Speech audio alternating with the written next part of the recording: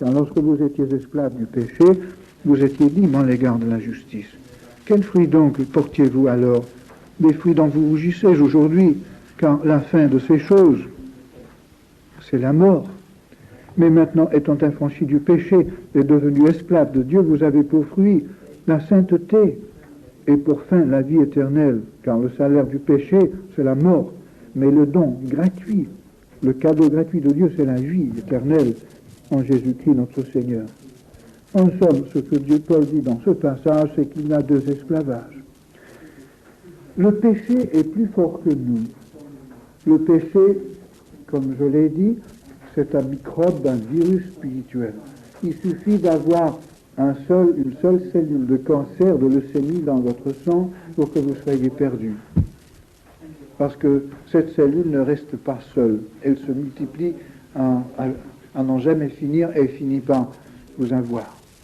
Et le péché est plus fort que nous. Personne ne peut échapper à l'autorité du péché.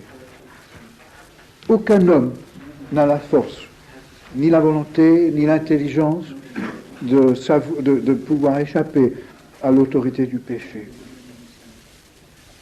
Sur cette terre, il n'existe rien qui puisse libérer l'homme de cet esclavage. Mais l'apôtre Paul nous dit qu'il y a un chemin de salut. Il faut accepter, il faut admettre une autorité plus forte que celle du péché. Il faut changer de maître, mais il faut toujours être esclave. Si on veut échapper à l'esclavage du péché, il faut accepter d'être esclave de Jésus-Christ. Et cela veut dire que Jésus peut nous dire de faire n'importe quoi, n'importe quand. La question qu'il faut se poser, l'examen qu'il faut passer, est celui-ci. On dit au Seigneur, je ferai n'importe quoi, j'irai n'importe où, n'importe quand, à n'importe quel prix. Si Dieu vous a amené au point de pouvoir dire ces quatre choses à Dieu, eh bien, je crois que Dieu vous a dans sa main et vous trouvez que vous avez échappé à la puissance du péché, vous êtes sous l'autorité de Christ, d'une façon pratique dans votre vie. Et la force du péché est brisée. Vous êtes toujours embêté par la racine du péché tant que vous êtes dans ce corps, mais le péché n'a pas le dessus. Le péché, on a une force qui peut chaque fois régler cette question une fois que ça réapparaît à la surface. Donc n'importe quoi, n'importe où, n'importe quand, à n'importe quel prix. Ça, c'est la sanctification. Ça, c'est le salut présent. Et c'est l'anticipation du salut futur, où nous serons éternellement et à jamais et irrévocablement dans cette situation devant Dieu. Et c'est à cela que nous avons été prédestinés. C'est ça l'image de Jésus-Christ. Jésus a vécu sur la terre comme cela, dès sa naissance jusqu'à la croix.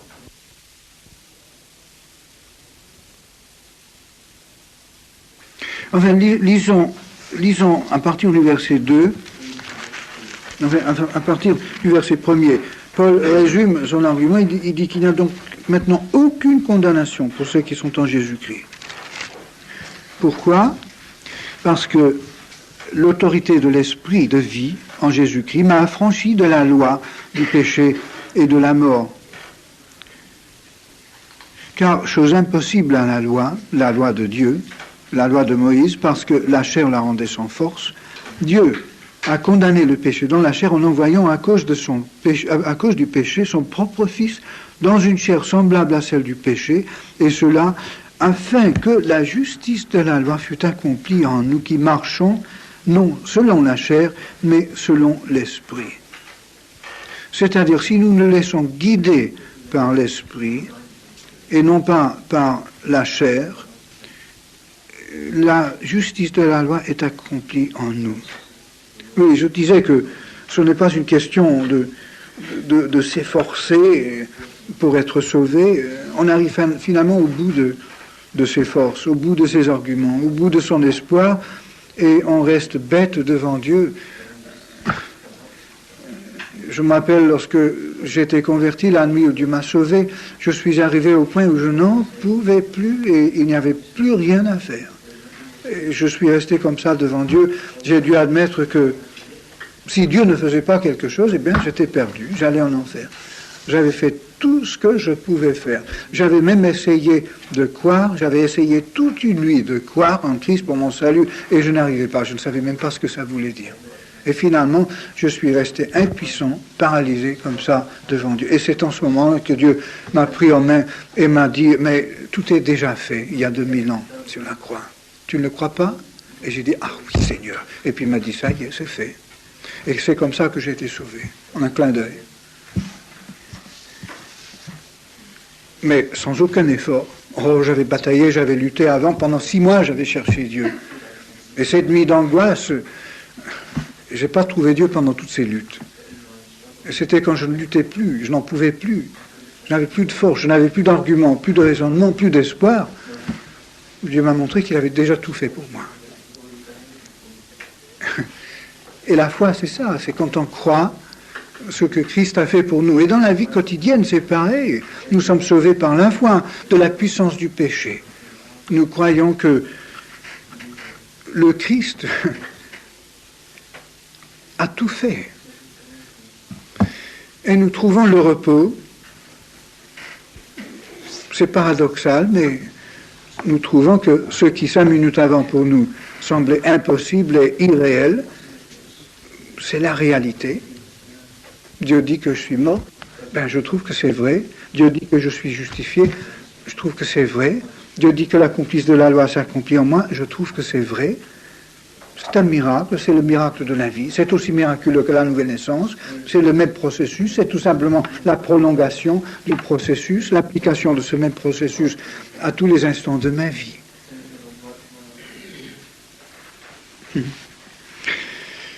Enfin, je crois qu'il va falloir terminer, mais il y a encore 1 ou 2 petits points que j'aimerais signaler. Verset 15. Vous n'avez pas reçu un esprit de servitude, d'esclavage, bien que nous ayons opté pour l'esclavage du Christ. Lorsque nous optons pour l'esclavage du Christ, nous recevons l'Esprit de Dieu. Mais ce n'est pas un esprit d'esclavage que nous recevons. C'est l'esprit d'adoption et l'esprit de liberté. Ce n'est pas pour que nous soyons dans la crainte, mais vous avez reçu l'esprit d'adoption. Le mot grec Hyostésia signifie Hyos, c'est fils en grec. Hyostésia veut dire que nous devenons fils. Nous avons reçu l'esprit qui fait de nous des fils, qui nous adopte comme fils. Et l'esprit lui-même rend témoignage à notre esprit que nous sommes enfants de Dieu.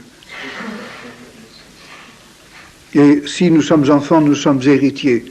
Donc tout ce qui est à Dieu est à nous. Et le jour où nous atteindrons notre maturité au retour de Christ, eh bien, nous hériterons littéralement toutes choses avec Christ. Tout est à nous. Et Paul appelle cela, verset 18, 19, la révélation des fils de Dieu. Et à la fin de ce chapitre, Paul dit que rien ne peut nous séparer de l'amour de Christ. Même pas notre péché. Même pas notre vieille personnalité. Même pas la chair qui habite en nous. Rien ne peut nous séparer de l'amour de Christ.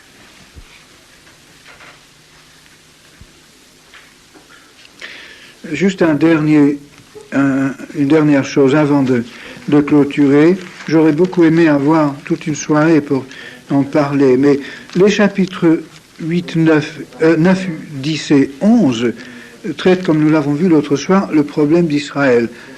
Paul a digressé en disant tout ce qu'il a dit, et maintenant il reprend l'argument tel qu'il avait laissé au chapitre 5, chapitre 4, et il revient au problème d'Israël. Est-ce que le fait que Dieu a créé l'Église veut dire que Dieu a rompu son alliance avec Israël, et avec Abraham surtout? Parce que cela pose un très grave problème. Si Dieu en a fini avec Israël, malgré qu'il eût promis à Israël et à Abraham certaines choses éternellement et irrévocablement, si Dieu peut donc liquider son alliance avec Israël à cause de la désobéissance d'Israël, est-ce qu'il ne pourrait pas aussi un jour, quand il en a assez de moi, liquider son alliance avec moi? Si Dieu peut casser en deux la parole qu'il a donnée à Abraham et à Israël et à David, ne peut-il pas aussi casser en deux sa parole qu'il m'a donnée? Il est impossible, comme dit l'Épître aux Hébreux, que Dieu mente. Et l'apôtre Paul reprend ce problème dans ces 3 chapitres, et il dit, il est vrai qu'une partie d'Israël, la majorité d'Israël, est tombée dans l'apostasie et ne croit pas, mais cela n'annule pas la promesse formelle que Dieu avait faite à Abraham et à Israël. Que faire donc? Est-ce que cela veut dire que Dieu est impuissant?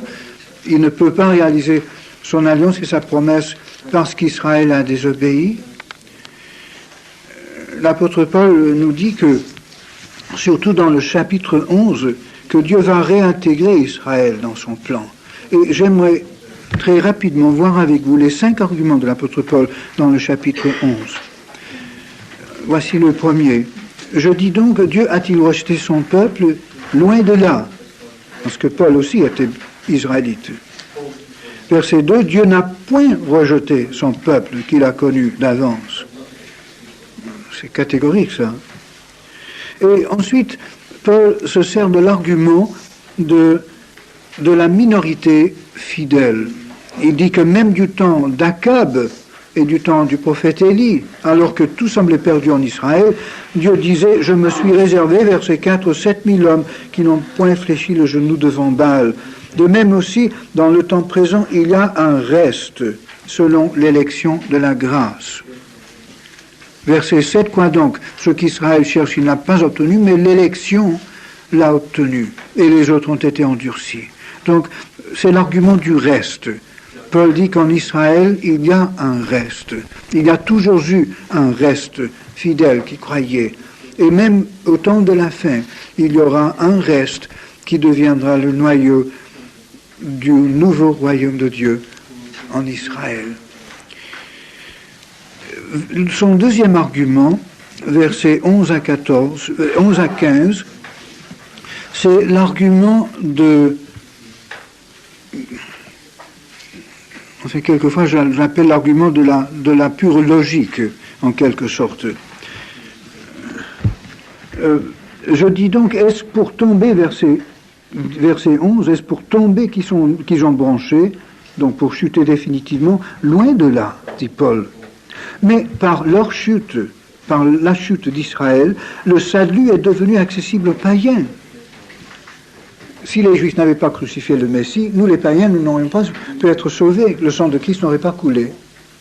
Donc la chute d'Israël a été pour le salut des païens, afin qu'Israël fût excité à la jalousie. Cela arrivera. Or, si leur chute, la chute d'Israël, a été la richesse du monde, et leur amoindrissement, la richesse des païens, des nations, combien plus en sera-t-il quand ils se convertiront tous?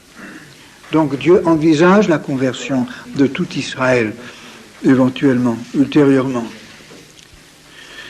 Et si la désobéissance et la chute d'Israël a été la richesse du monde, qu'est-ce que sera la conversion d'Israël pour le monde? Ce sera quelque chose d'extraordinaire.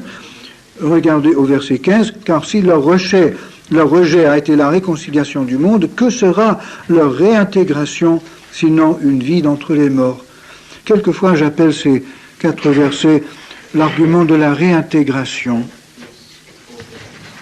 Ensuite, au verset 16 jusqu'au verset 24, nous avons l'argument de l'olivier.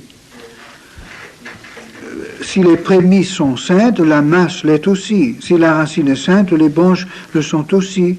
Mais si quelques-unes des branches ont été retranchées, et si toi, qui étais un olivier sauvage, tu as été hanté à leur place, et rendu participant de la racine et de la graisse de l'olivier, ne te glorifie pas aux dépens de ses branches. Si tu te glorifies, sache que ce n'est pas toi qui portes la racine c'est Abraham surtout, mais c'est la racine qui te porte. Tu diras donc, ah mais les branches, donc Israël, ont été retranchées afin que moi, l'Église, je fusse hontée. Cela est vrai. Mais elles ont été retranchées pour cause d'incrédulité. Et toi, l'Église, tu subsistes par la foi. Ne t'abandonne pas à l'orgueil, c'est-à-dire en te flattant et te disant, ben moi je suis bien, Israël est fichu. Ne t'abandonne pas à l'orgueil, mais crains, car si Dieu n'a pas épargné les branches naturelles, donc Israël, physique, il ne t'épargnera pas non plus, toi, l'Église. Considère donc la bonté et la sévérité de Dieu envers toi, si tu demeures ferme dans cette bonté, autrement tu seras aussi retranché. Il ne parle pas ici d'individus, mais il parle de l'Église et d'Israël. C'est-à-dire, Dieu a suscité l'Église pour faire le travail qu'Israël ne faisait pas. Mais si l'Église elle-même désobéit, comme Israël a désobéi, eh bien Dieu en finira avec l'Église, aussi bien qu'avec Israël. Aucun âme rachetée ne sera perdu, mais le système sera changé, n'est-ce pas?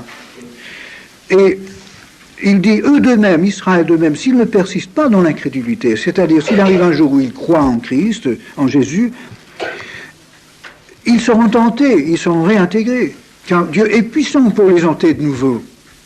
Et si toi qui as été coupé de l'olivier naturellement sauvage, l'Église, et hanté contrairement à nature sur l'olivier franc, sur Abraham, à plus forte raison, eux, qui sont des descendants physiques d'Abraham, seront-ils hantés selon leur nature sur leur propre olivier. Qu'est-ce qui peut être plus clair que ces passages? Mais il continue encore avec un autre argument, l'argument de la plénitude des nations, les temps des nations, versets 23, 25 et 26. Je ne veux pas, frères, que vous ignoriez ce mystère, afin que vous ne vous regardiez point comme sages. L'Église n'a aucun droit de se vanter aux dépens d'Israël. Et qu'une partie d'Israël est tombée dans l'endurcissement jusqu'à ce que la totalité des païens soit entrée. Mais seulement jusqu'à ce que la totalité des païens soit entrée. Et ainsi, tout Israël sera sauvé. Selon qu'il est écrit, le libérateur viendra de Sion et détournera de Jacob ses impiétés. Et ce sera mon alliance avec eux, avec Israël, lorsque j'ôterai leurs péchés.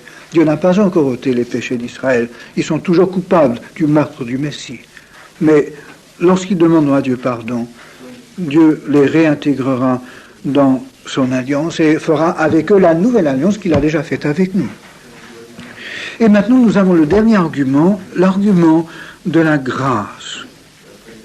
Mais avant cela, regardez la fin de cet argument du temps des nations. Verset 29. Car Dieu ne se repent pas de ses dons et de son appel. Dieu ne change pas d'avis. Dieu a juré à Abraham certaines choses. Dieu a promis fidèlement. Il a fait une alliance, un contrat signé par Dieu dans le sang qui représentait le sang du Messie. Et Dieu ne revient pas en arrière sur sa parole. Dieu ne change pas d'avis quand il appelle et quand il fait un don. Si Dieu te donne le salut, il ne le reprend pas le jour après. Si Dieu t'appelle à son service, eh bien, il ne t'enlève pas ta vocation le lendemain. Ah, toi, tu peux le rejeter si tu veux, mais c'est autre chose. Mais personne qui est habité par le Saint-Esprit ne se retourne pas contre Dieu pour dire « j'en ai assez de toi ». Nous pouvons peut-être perdre notre vocation, mais pas notre salut. Et puis, regardez maintenant le dernier argument, versets 30 à 32. C'est l'argument de la grâce. De même que vous, donc les païens, l'Église, vous avez autrefois désobéi à Dieu, et que par la désobéissance d'Israël, vous avez maintenant obtenu la grâce, la miséricorde, la générosité de Dieu, de même, ils ont maintenant désobéi afin que par la grâce ou la miséricorde qui vous a été faite, donc parce que Dieu a été bon pour l'Église, ils obtiennent aussi miséricorde. Donc Dieu s'attend à ce que la grâce qui nous a été faite, à nous l'Église, serve pour réintégrer Israël. Ce sont nos prières, c'est notre évangélisation qui finalement amènera Israël à la foi.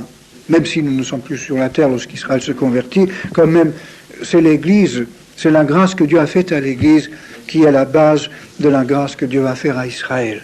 Et verset 32, Dieu a renfermé tous les hommes dans la désobéissance, donc les Juifs aussi bien que les païens, pour faire miséricorde à tous. Et voilà le problème d'Israël. Israël, jusqu'à ce jour, tant qu'ils croient encore en Dieu, ils veulent être justifiés par les œuvres. Ils ne veulent pas se jeter aux pieds de Dieu et s'attendre à la grâce, à la miséricorde de Dieu. Ils ne veulent pas être sauvés par la grâce. Mais quand ils auront suffisamment souffert, quand ils auront été suffisamment disciplinés par Dieu, ils seront prêts à être sauvés par la grâce. Et en cet instant, Dieu leur fera grâce. Ils seront sauvés, mais pas avant. Donc, tout le problème du salut d'Israël réside dans cette question de la grâce. Dès qu'Israël sera prêt à accepter le salut de Jésus-Christ par la grâce, Israël sera sauvé. Et Paul finit aux profondeurs de la richesse, de la sagesse et de la science de Dieu, que ses jugements sont insondables et ses voies incompréhensibles.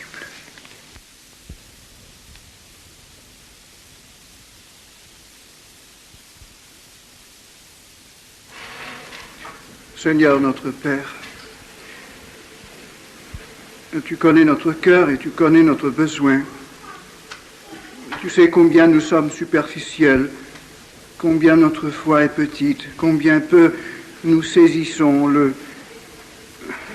les opérations de ton esprit, combien nous planons quelquefois sur la superficie des choses de Dieu. Et nous avons tellement besoin que tu pénètres en nous et que tu accapares complètement notre volonté.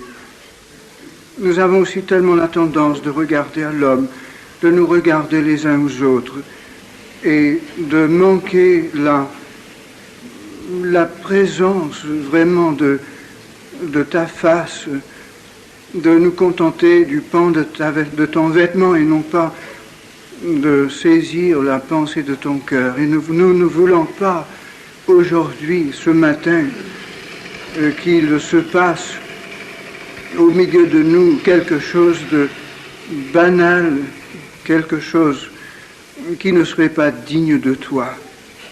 Nous voulons d'abord nous placer sous le sang de Jésus-Christ. Nous confessons notre iniquité, notre petitesse à tes yeux, les manquements multiples et souvent inconscients, inconnus, qui te déplaisent et qui empêchent que ton esprit fasse son œuvre dans notre cœur. Je veux d'abord devant tout le monde confesser mon incapacité, mon péché, mes manquements, mes insuffisances à tes yeux et aux yeux trop souvent de mes frères et du monde à l'extérieur. Nous ne voulons pas compter sur moi-même ou sur une organisation, sur les frères, sur les leaders de ton Église. Nous ne voulons pas compter les uns sur les autres, mais nous voulons compter sur toi. Nous avons besoin, Seigneur, que tu viennes au milieu de nous, même si c'est pour nous terrasser et pour exposer notre péché à la lumière de ta parole. Nous voulons, Seigneur, seulement t'entendre. Nous ne voulons pas être privés de ta voix, de ta gloire. Seigneur, nous voulons nous soumettre à ta main ce matin. Nous t'implorons au nom du Christ crucifié, ressuscité. T'implorer, Seigneur, comme des créatures qui dépendent de toi même pour leur existence, comme des criminels pardonnés qui dépendent de ta grâce. Nous t'implorons que ce matin, que cet après-midi, tu nous bénisses. Seigneur, parle et passe outre tout entre nous, en nous, qui soit contraire à ton Saint-Esprit et élimine-le, Seigneur, Donne-nous simplement la certitude absolue de ta présence au milieu de nous. Comment irions-nous traverser le Jourdain, combattre les géants, terrasser les murailles qui sont élevées jusqu'aux cieux, si tu n'es pas au milieu de nous, comme disait Moïse? Donc ce matin, Seigneur, humblement, nous crions vers toi au nom du Christ et nous comptons sur ta réponse par pure grâce. Amen.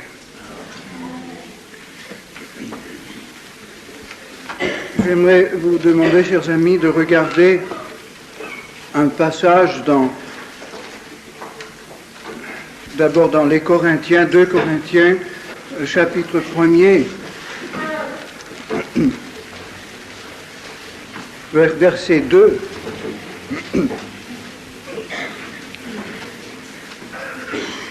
Que la grâce et la paix vous soient données de la part de Dieu notre Père et du Seigneur Jésus-Christ. Je répète, que la grâce et la paix vous soient données de la part de Dieu notre Père et du Seigneur Jésus-Christ.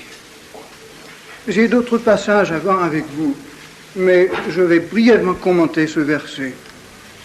Vous savez peut-être, si vous avez bricolé un petit peu dans la langue grecque ou dans l'histoire de l'Antiquité, que dans le monde hellénique, dans le monde grec de l'Antiquité, la salutation qu'on se donnait, c'était haïre, ou haïrete, si c'était au pluriel, qui voulait dire littéralement « soyez heureux, soyez joyeux ». Cela correspond un petit peu à notre bonjour ou notre salut d'aujourd'hui. L'apôtre Paul, quand il rencontrait les gens, déformait ce mot. Il mettait un autre mot à sa place. Il disait « charis », qui veut dire « grâce ». Et je pense que les gens étaient toujours surpris. Dans toutes ces lettres, dans toutes ces salutations, il employait le mot charis ou charis, grâce. Il mettait aussi, au début de ces lettres, dans ces salutations, le mot paix, airéné en grec. Vous savez que les Hébreux, les Israélites, les Juifs se saluaient toujours avec le mot shalom, qui veut dire paix. Mais le mot hébreu ne voulait pas dire simplement comme le mot grec airéné, le manque d'hostilité.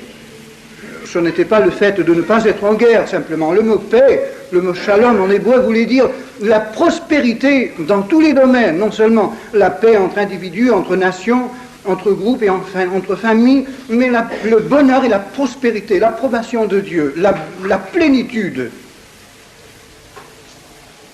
Et l'apôtre Paul avait de la peine à traduire en langue grecque la signification de ce mot, imprégné de tout l'apport de l'Ancien Testament, tout ce que les prophètes avaient mis dans ce mot comme signification. Et il employait en grec deux mots, le mot grâce et le mot paix.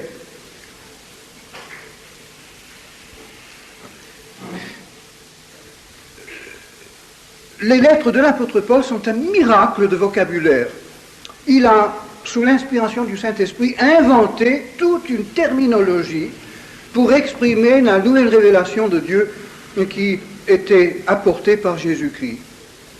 Il traduisait Jésus-Christ au monde de son époque. Il a pris des mots tout à fait ordinaires, du vocabulaire parlé de tous les jours, du vocabulaire de la philosophie aussi bien que du marché et de la rue, et il a donné par son emploi de ce vocabulaire une signification extraordinaire que nous avons à notre tour déformée. Au cours de 2000 ans, l'Église a pris ces mots et les a tellement mal usés que finalement, ces mots souvent perdent leur signification. Et aujourd'hui, quand on dit grâce, par exemple,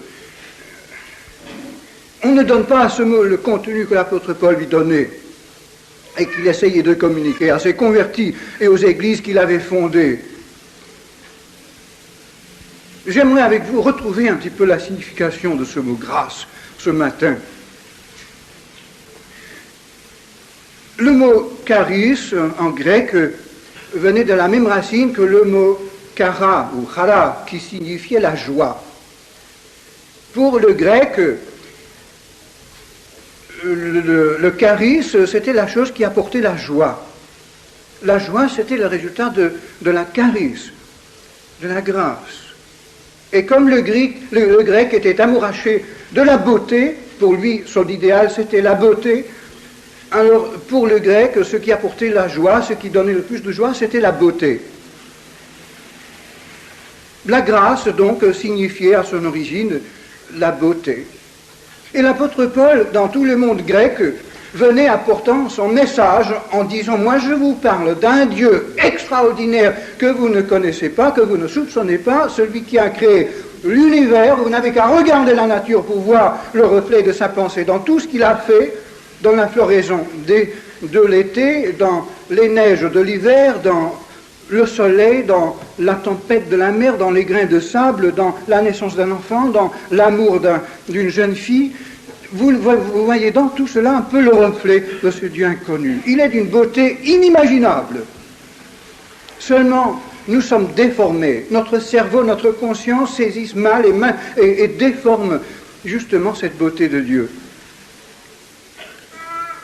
Mais l'apôtre Paul disait, quand nous regardons autour de nous, lorsque nous regardons la créature la plus développée, la plus formidable qui existe dans cet univers dont nous ayons connaissance, c'est-à-dire l'homme, nous voyons là une déformation de cette beauté de Dieu à un point terrible.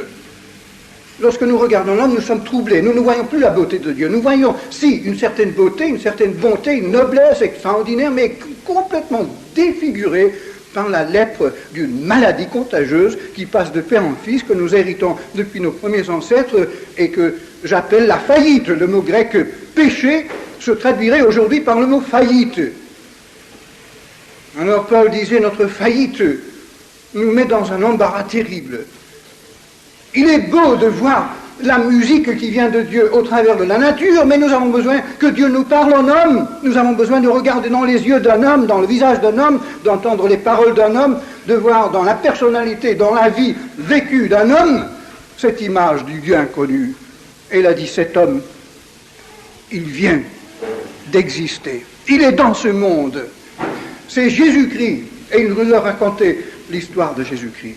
Sa vie, sa personnalité, ses réflexes, sa philosophie, son extraordinaire attitude vis-à-vis de toutes les situations humaines dans lesquelles il se trouvait. Devant un lépreux, devant un mort, devant une veuve, devant les enfants, devant les hypocrites qui dirigeaient les nations, contre la fausse religion de son temps, contre les autorités romaines, contre le système militaire et dictateur du monde. Les réflexes de Jésus représentaient la pensée primitive de Dieu, cette même beauté que nous saisissons tout juste dans la nature inerte, et nous retrouvons cela sur le plan humain dans la personnalité de cet homme Jésus de Nazareth. Paul leur racontait la vie de Jésus, ce qu'il avait dit, ce qu'il avait fait.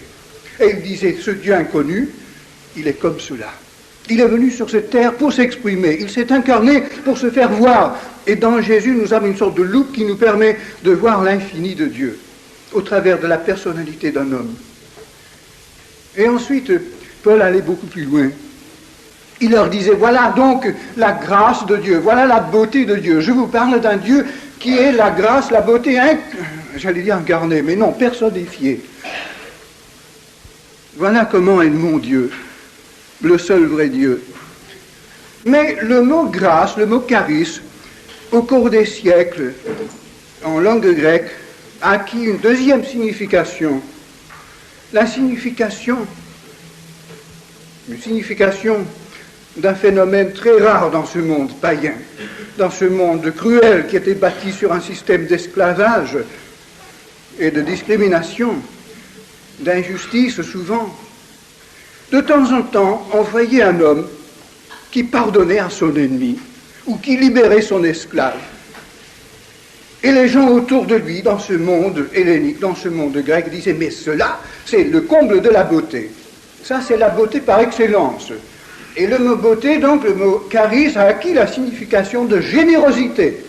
Une générosité extraordinaire, inexplicable. Et l'apôtre Paul disait, ce Dieu dont je vous parle, il est d'une générosité inimaginable.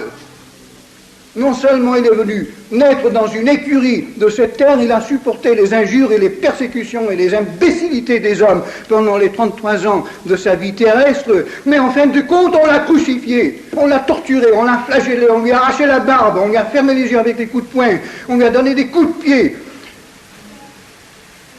on l'a torturé, et on s'est moqué de lui alors qu'il mourait sur la croix.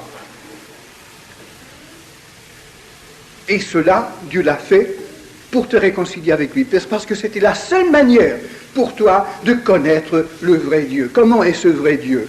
Tu es sauvé si tu mets confiance en ton Créateur. Mais comment faire confiance à un Créateur qu'on ne connaît pas, qu'on discerne mal? Nous avons besoin d'une parole articulée qui vienne de Dieu, non pas d'une simple musique qui nous parvienne par la nature, certainement pas d'une religion qui vient déformée par toutes les philosophies des hommes, mais nous avons besoin de voir ce Dieu clair. En Jésus-Christ, nous avons le portrait de Dieu.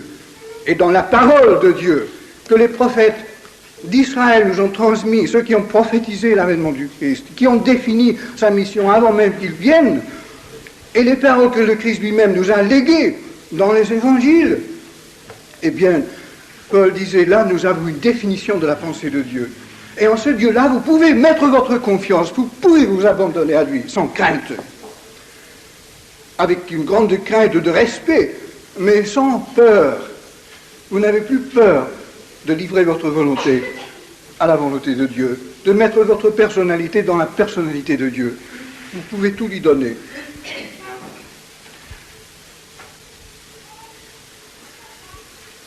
Et Paul leur disait, c'est le seul moyen du salut. Pour nous faire comprendre l'immensité de notre faillite, la déformité de notre personnalité vis-à-vis de la sienne, il fallait que nous voyions la beauté de Dieu défigurée sur la croix à un point méconnaissable. Il nous faut regarder dans la face de Dieu, couronné d'épines, le visage couvert de crachats, un visage qui n'est plus un visage humain, tellement il est déformé par la méchanceté de l'homme, un corps torturé, tordu, avec une angoisse indescriptible sur la croix.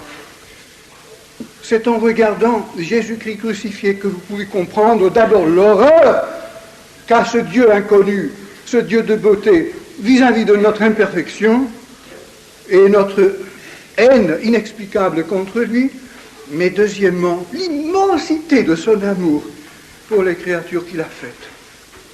Comment Dieu pouvait-il exprimer sa personne, sinon de cette manière-là? C'est là le seul vrai Dieu. Et Paul leur disait, je vous refuse d'apporter un autre message que Jésus-Christ et Jésus-Christ crucifié.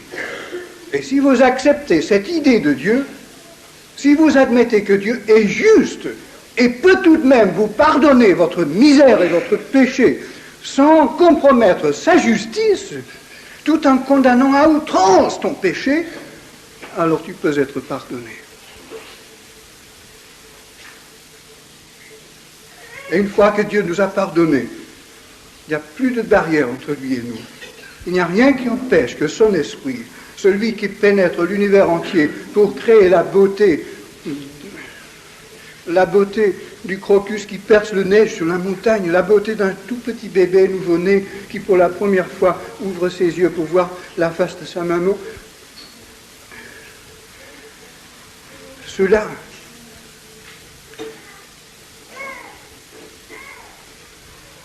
Paul disait, si vous admettez la justice de ce Dieu, vous êtes justifiés.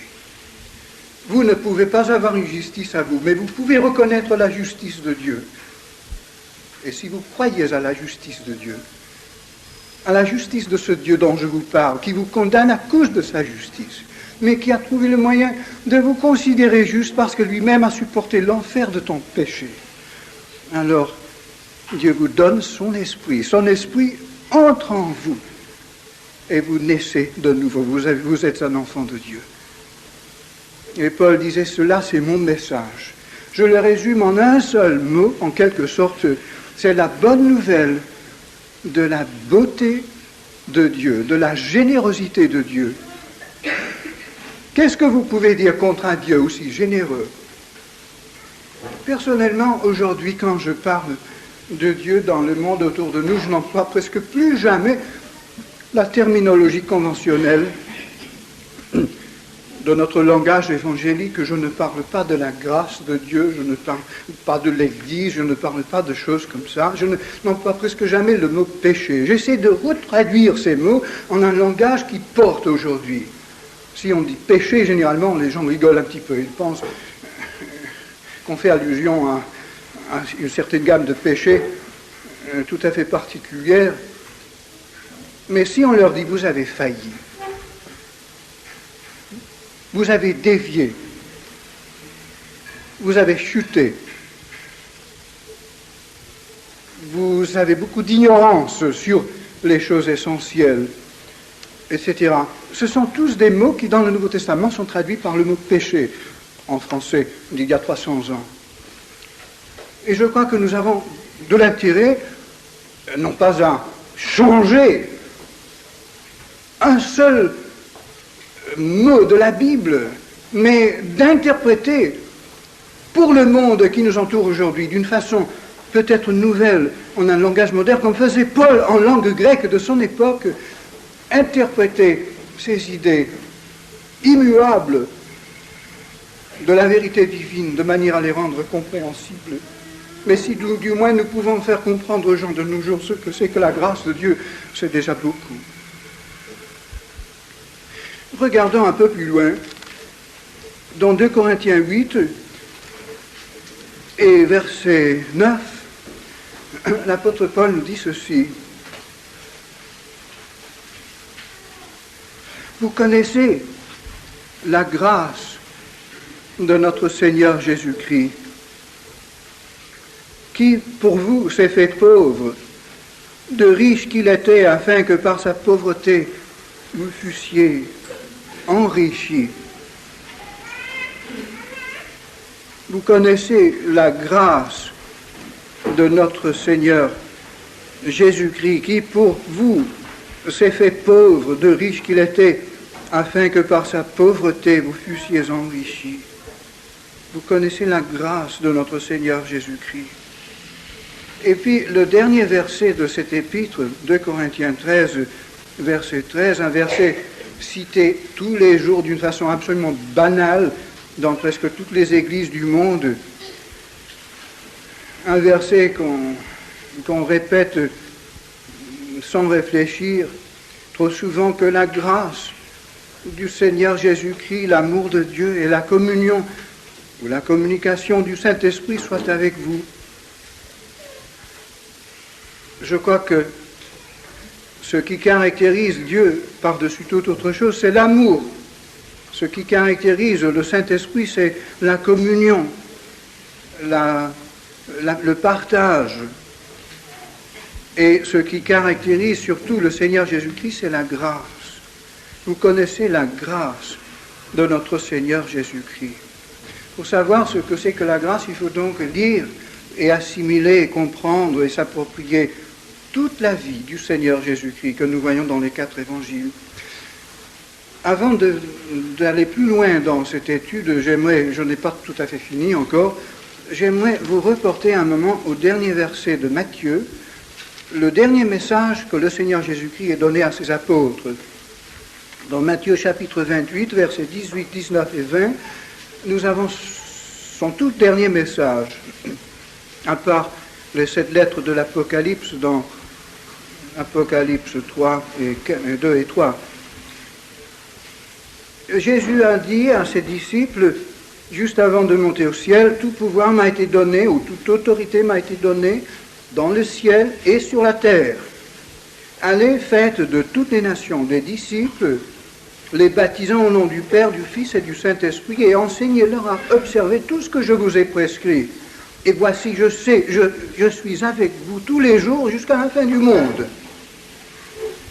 Personnellement, je crois que cette présence assurée de Jésus-Christ dans son équipe d'évangélisation et dans son Église dépend des versets précédents.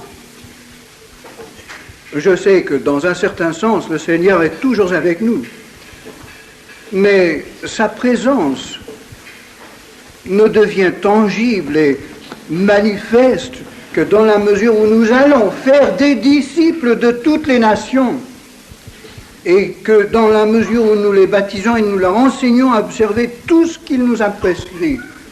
C'est alors que nous avons la certitude de sa présence au milieu de nous.